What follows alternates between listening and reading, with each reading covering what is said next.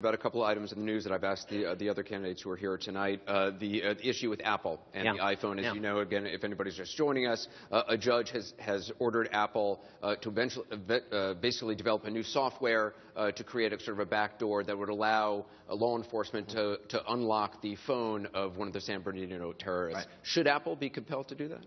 I believe they should. They have a binding search order. And listen, anytime you're dealing with issues of security and civil liberties, you've got to balance them both. And I think we can walk and chew gum at the same time. We can protect ourselves from terrorism and also protect our civil rights. Because Apple, just for their part, they say this creates a backdoor that basically endangers all of our cell phones. Well, and listen, I think Apple has a serious argument that they should not be forced to put a backdoor in every cell phone everyone has, that creates a real security exposure for cyber criminals to break into our cell phones. So I think Apple has the right side on the global, don't make us do this to every iPhone on the market.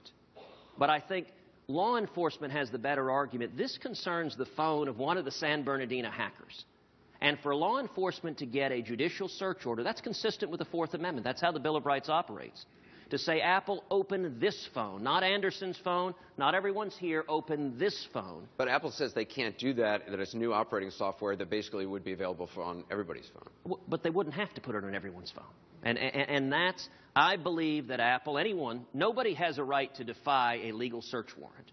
And the way our process works, look, banks all the time keep financial records. And if you or I are a terrorist, if we're a drug dealer, and a search warrant is served on your bank, they can get your financial records. That's how the law enforcement system works. And the Bill of Rights prevents the government from seizing our information without any evidence.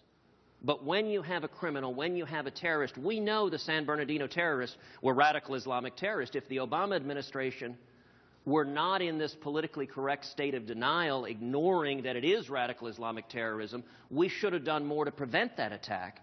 But after the fact, we ought to be using every tool we can to ascertain who else they might be in contact with, if there's a broader cell. So, of course, we should unlock their phones and find out who they're talking to, what texts they're sending. And that's a basic matter of keeping this country safe. We just learned